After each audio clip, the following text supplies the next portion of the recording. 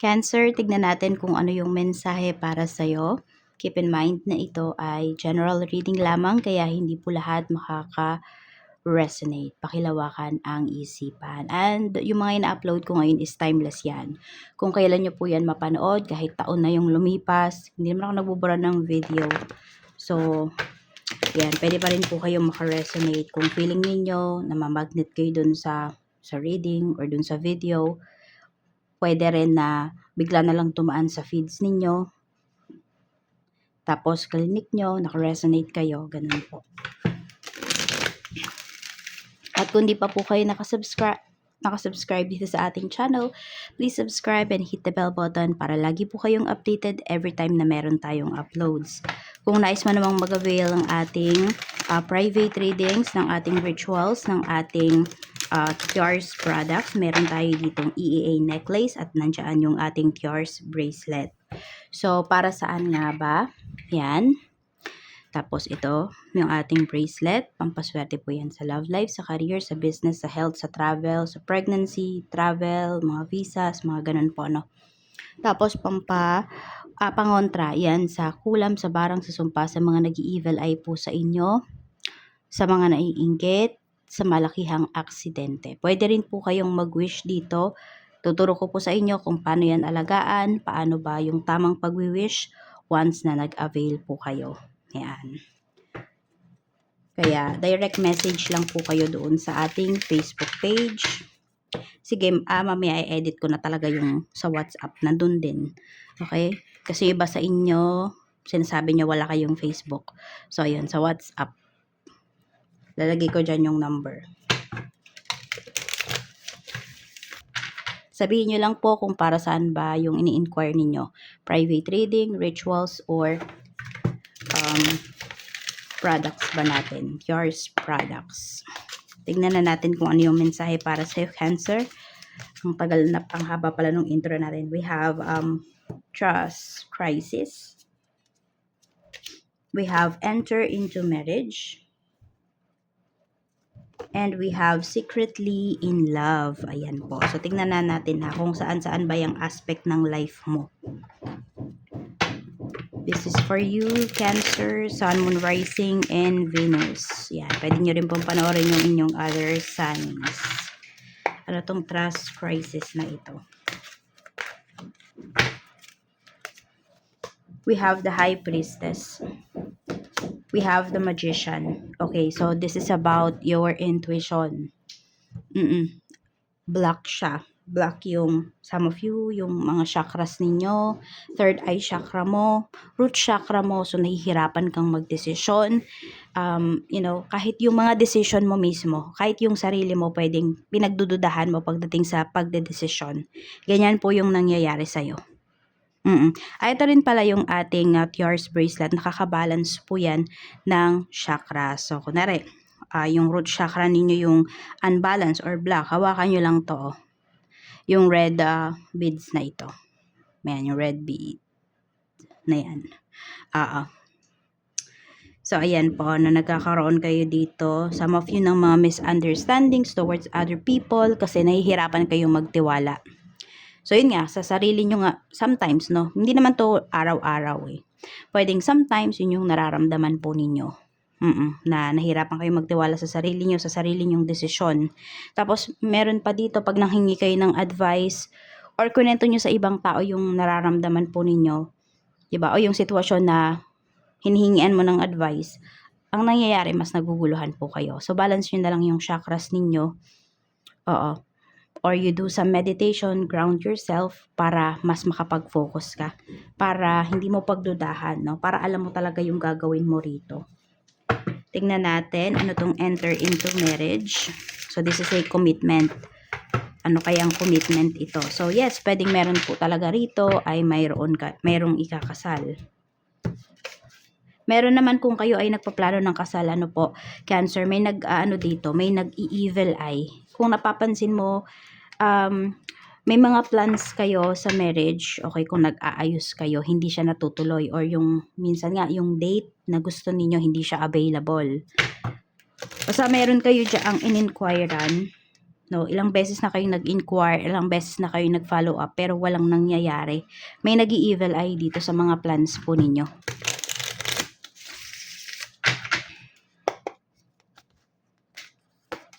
We have 5 of Cups. We have the Emperor. Yan. Meron makakagawa ng decision dito because malungkot siya. Oo.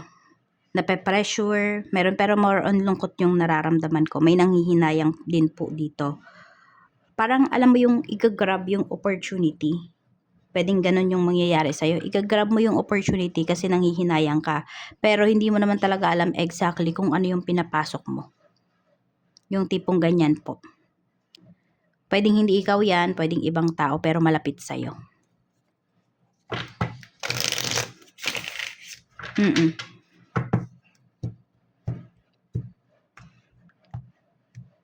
Pwede rin may manghihingi ng pabor sa'yo rito. Ito yung mga scenario kasi na pinapakita. Ano po, may manghihingi ng pabor sa'yo dito, di ka makakatanggi. So, yun nga, mape-pressure ka. Ano pa? 'Di ba? Pwedeng ma-disappoint mo yung tao na yon, whether tumanggi ka or umuo ka. Kaya nga dapat alam mo kung ano yung pinapasok mo na sitwasyon. Para alam mo din kung ano yung gagawin mo. At kung nandyan ka na sa sitwasyon na yan na nahihirapan ka nga ngayon, ground yourself. Mag-meditate ka. Yun yung gawin mo. Huwag ka mo nang humingi ng advice towards other people. Ulit, kung nagawa mo na yon, kasi nga, sabi ko nga, 'di ba? Na yung iba po sa inyo ay lalo kayong nahihirapan, lalo kayong nag-overthink. Ano tong secretly in love? We have 6 of Swords. Meron dito nag-move forward na lang. Feeling niya yun yung mas makakabuti para sa connection ninyo. Basta may someone dito na matagal nang may gusto sa'yo, or basta may gusto sa'yo yung isang tao, pero pwedeng nakita niya na hindi ka na available, nag-move forward na lang siya, or pwedeng na-reject mo yung tao na to. So, nakikita ko naman dito, no, ayan, yung tao na to na pure yung intention niya sa'yo.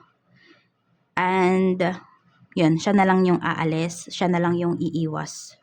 Ganyan po yung pinapakita. Alam niya na madami siyang kayang ibigay sa'yo, you know, he or she has too much to give, 'di ba? Pero wala. Tinatanggap niya kung ano yung kung ano lang kayo dito sa sitwasyon na to, sa connection na to. Wala naman siyang hard feelings. Gusto lang ng tao na to maging masaya ka. Yan, yung sabihin natin kung ano man yung naging decision mo dito sa connection nyo, gusto niya maging masaya ka after your decision. Okay? Yun lang yung nais ng tao na to. So, very pure yung love sa'yo. Check naman natin, kamusta yung emotions mo. Kamusta po ang emosyon ni Cancer? We have 6 of Cups. May namimiss ka ba ngayon? Parang may longingness ka nga na nararamdaman. Meron naman po dito may mga flashbacks. Ayan, medyo nalulungkot. May namimiss, ganyan po yung emotions ninyo. We have the Tower, ito naman yung iyong kaisipan. Medyo nawiwindang ka. Siguro kaya din nag-overthink ka, kaya din may mga decisions or may mga sitwasyon na kailangan mong pagdesisyonan na hindi mo alam kung tama ba yung ginagawa mo. Medyo mabibigla dito yung isipan mo. Okay, so pwedeng may mga big revelations ngayon. Ito naman yung iyong spiritual health. So, okay na okay naman yung iyong spiritual health. Need mo lang talagang mag-grounding.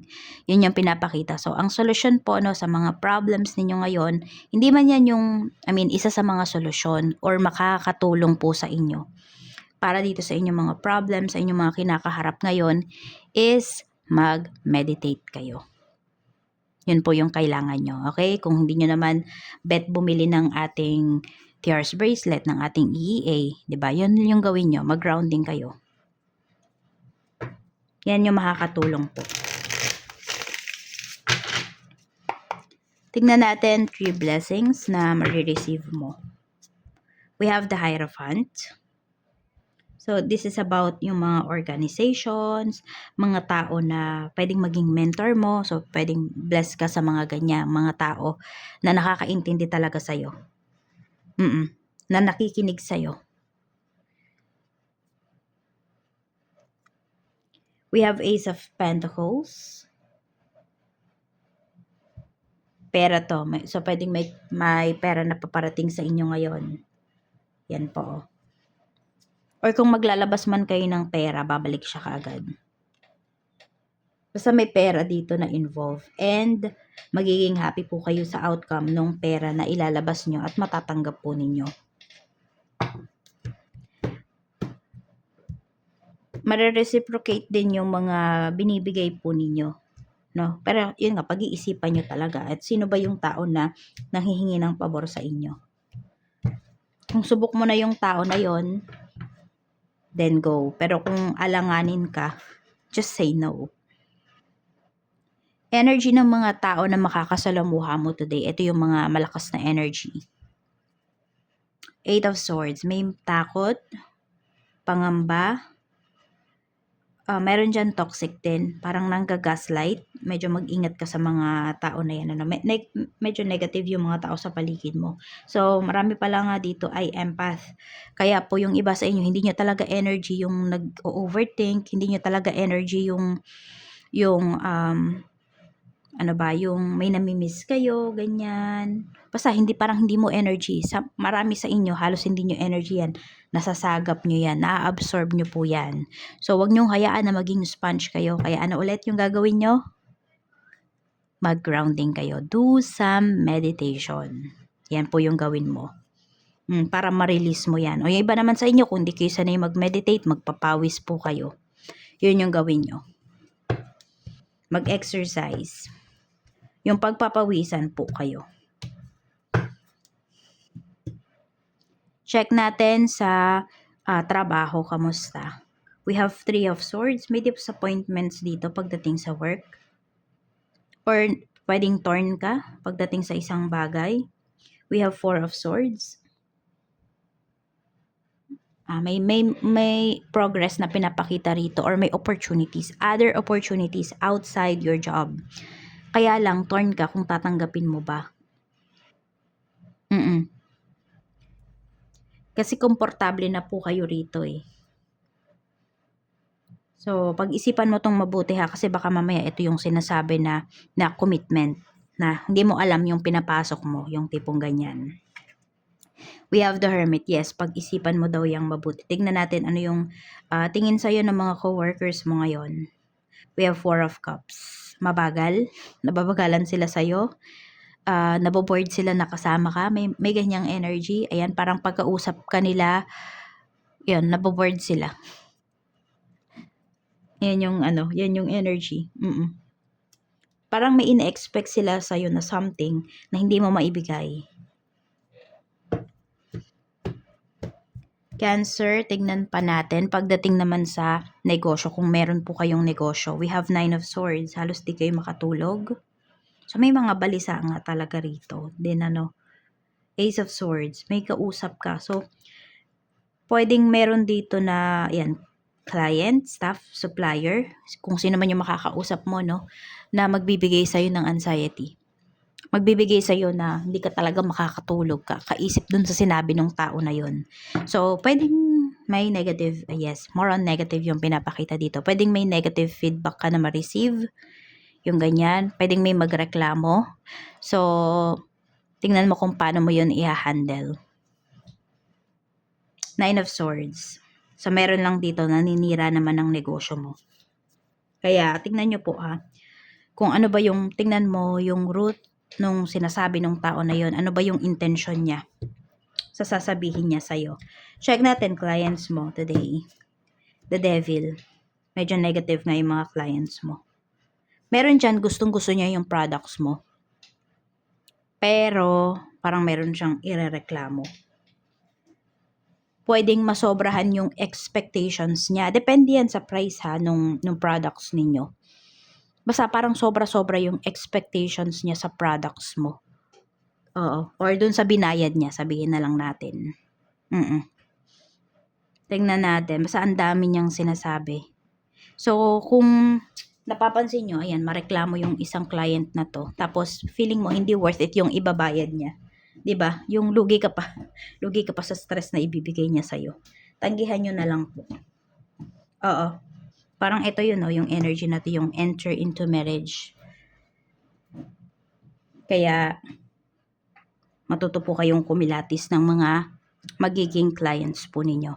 Sa staff mo naman, kamusta?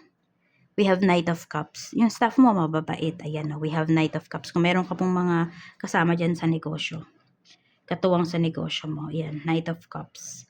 Ano naman, ginagampanan naman nila yung kanilang trabaho, at mahal nila yung trabaho nila. Sa kaperahan, energy ng money, overall energy ng money mo. We have Page of Wands. We have Seven of Pentacles. So, stay focused. Yun po ang sinasabi dito. May nag-iipon ba? Ayan, nag-iipon ba kayo? At hindi nyo pa nare-reach yung quota ninyo. Stay focused. Yun po yung sinasabi rito. Huwag kayong mainip.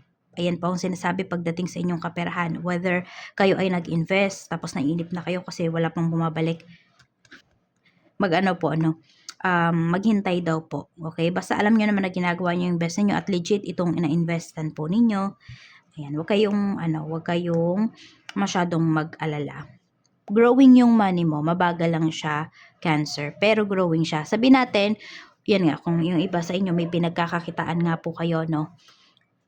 Bukod sa trabaho ninyo, may side hustles pa kayo. So, stable yung magiging kita mo doon sa side hustles mo na yon. Sabi natin, hindi ka mazizero. Yung ganyan po, no? So, padagdag siya ng padagdag yung kinikita mo. Yan, or yung more on yung ipon mo. Yan, nadadagdagan po siya. Basta madadagdagan yung inyong kaperahan. Hindi man siya ganun kabilis. Sa katulad ng inaasahan po ninyo. Sa love life naman, tignan natin. Energy. We have King of Cups. So, meron dito very emotional, very honest sa'yo. So, kung meron kang ka-deal, yung tao po na yon, honest po yan sa'yo. Yung lahat ng tatanong mo sa kanya ngayon, sasagutin niya yun honestly and emotionally. Galing sa puso, yung mga sagot ng tao na yun ngayon. Tingnan naman natin yung unresolved issues dito sa inyong connection. We have Four of Pentacles. We have Five of Wands. Okay, more on yung unresolved issues dito, issues about sa pagiging, kung galante yung person mo. So, 'di ba, sabi natin galante siya sa'yo. Maraming nagrereklamo. Nagalante sa'yo yung person mo. Ibig sabihin, maraming naiinggit sa'yo. Pwedeng may naninira, pwedeng may humahadlang. Okay, pwedeng yan, sabihin natin sa side ng person mo, yan yung pinag-aawayan kasi galante siya sa'yo. Pwedeng iniisip nila na, sabihin natin, may pagka-gold digger ka, ganyan. Oo, yun yung nasasabi nila sa'yo, yun yung komento. Pero di nila alam, di ba, pinapamper ka talaga, ini-spoiled ka talaga ng person mo. O yung iba naman sa inyo, kung asawa nyo po ito, ayaw nung side nung family ng person mo na ikaw yung maghawak ng finances ninyo. Wala na silang paki doon, lalo na kung mag-asawa na po kayo.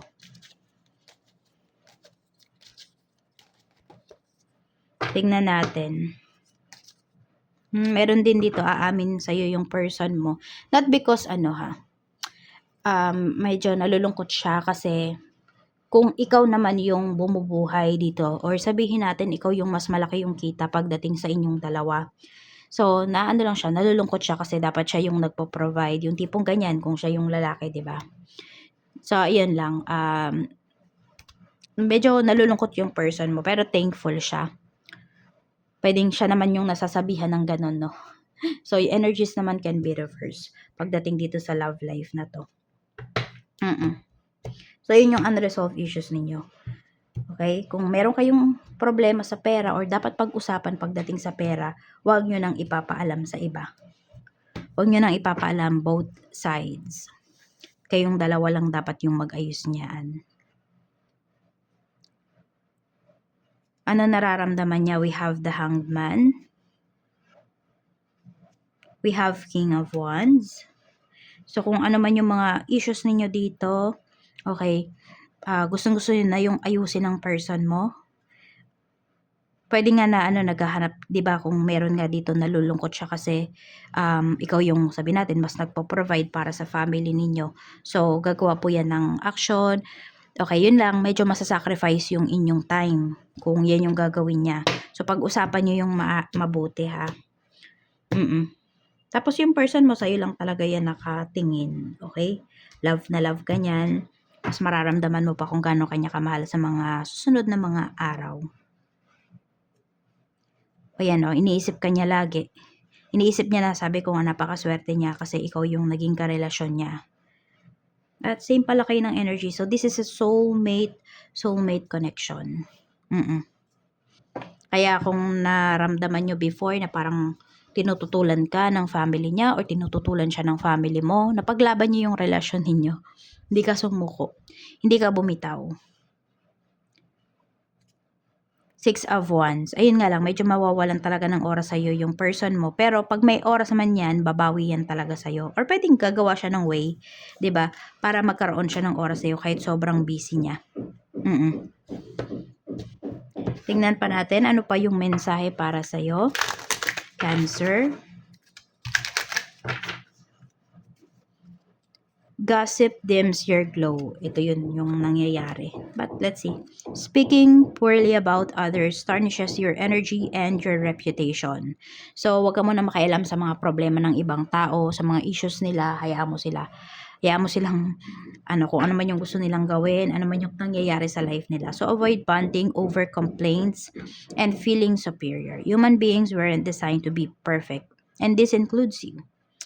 Instead, raise your vibration by engaging in a positive communication. Celebrate what does work and who is awesome. The more you do this, the more radiant you will become. Ayan po, no? So, iwasan mo daw, ayan, kung may mga usapan, tapos alam mo na yung isang tao na to na wala, yun yung pinag-uusapan nila, iwas ka sa mga ganun. Okay? Or sabihin natin, ayan, basta may pinag-uusapan and buhay ng isang tao yung pinag-uusapan, ay huwag kang makisali. Naapektuhan yung energy mo niyan. Doon, naa-absorb mo. Hindi lang yung pinag-uusapan nila, yung energy na pinag-uusapan nila yung naa-absorb mo, kundi yung energy ng mga tao na nag-uusap about dun sa tao na yon na-absorb mo. Kaya nga, 'di ba? Yung iba po sa inyo, yan, very emotional, nag-overthink because of, yun nga, meron dito kasi is empath. So, iwasan nyo po yon, Cancer. Yan lang yung mensahe para sa'yo ngayon. Mag-iingat ka and more blessings to come.